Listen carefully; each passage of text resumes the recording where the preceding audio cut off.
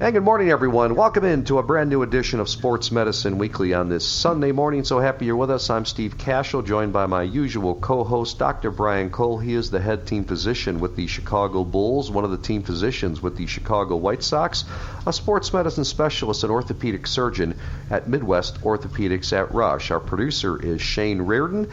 Our website is sportsmedicineweekly.com. And a reminder that podcast segments always available to hear on the Sports Medicine Weekly blog, also through Apple, Google, Spotify, Pandora, YouTube, iHeartRadio, and wherever you get your podcast audio. How are you on this Sunday, Dr. Cole? Steve, I'm doing great. Weather's holding up, so that makes things a whole lot easier, as I'm sure you'd agree. Yeah, it's been a pretty good December so far. Dr. Cole, let's jump into it. Many college basketball games postponed or canceled this past week and over the last few weeks due to COVID. Now, one of the world's greatest college basketball coaches, Duke Coach Mike Krzyzewski, calling on college basketball to consider whether it's best to continue playing during the pandemic. Coach K saying it's for the safety, the mental, physical health of players and staff to assess where college basketball is at. The five-time championship-winning coach said the idea for everyone to start back on November 25th wasn't planned that well. And the goal, he said, according to the NCAA, was really to get in as many games as possible. What's your take on this? You know, I think that the first issue, Steve, is there is some truth to the benefits of just doing sports in general. I mean, this is a high-level, sort of 35,000-foot view.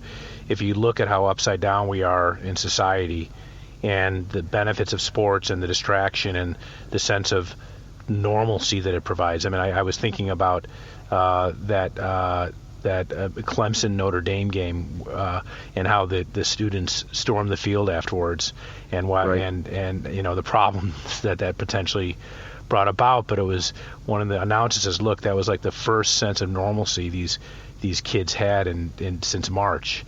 And I think that if sports can be done responsibly, that it's a good thing. Being in the midst of the NBA planning, and we have we're just getting started, as you know, from the preseason games that we just had, and I will tell you that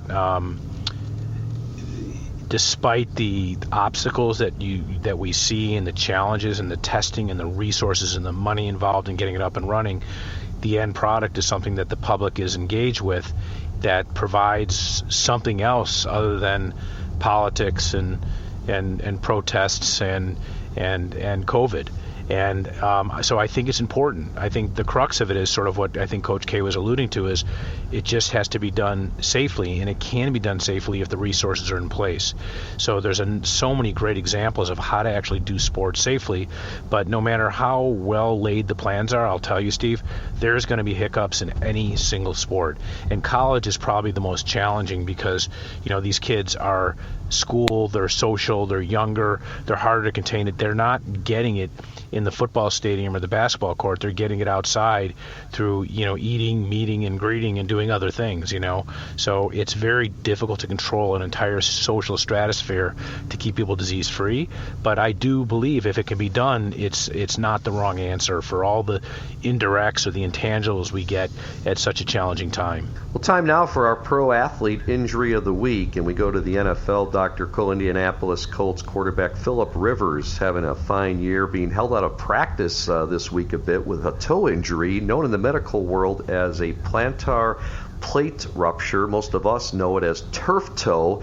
He was in a walking boot, and actually same for Washington football team running back Antonio Gibson, who suffered a turf toe injury in last Monday night's victory over the Pittsburgh Steelers. Star rookie status uncertain, at least it was for Week 14. So, hey, please tell us, you've worked with these different turf toe injuries, I'm sure, but they're pretty painful and really create a lack of mobility, correct?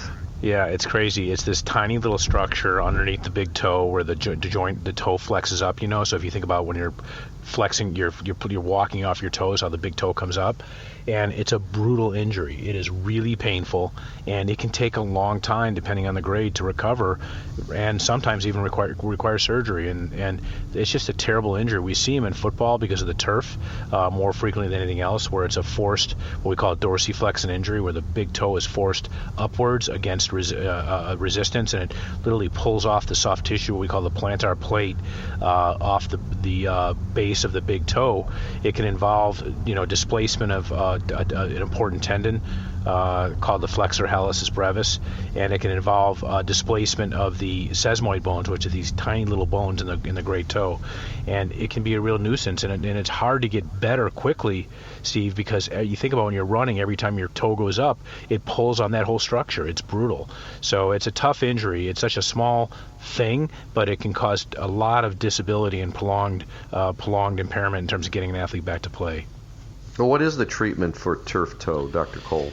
Well, it's like sprain, Steve. It can be a grade 1, 2, or 3, and a grade 1 is the lowest, a 3 is the worst, and a 3 sometimes, if things are displaced, can even require surgery, which is a challenge to get back from. But if it's a sprain or a partial tear, it involves taping the foot the toe so it doesn't come up, and it involves putting someone in a hard sole shoe or a graphite or a boot even. It puts people in a boot for a couple of weeks, sometimes 6-8 weeks, to get things to heal, and then it's a gradual ramp up back to play. So it's most commonly non-surgical, because these are rarely what we call grade 3, where you tear off the whole tendon and the bones displace. But it's like a really bad ankle sprain treatment.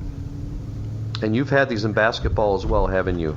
We have, and there's a couple things in the foot that I just, I shudder whenever we have to manage them, and this is one of them.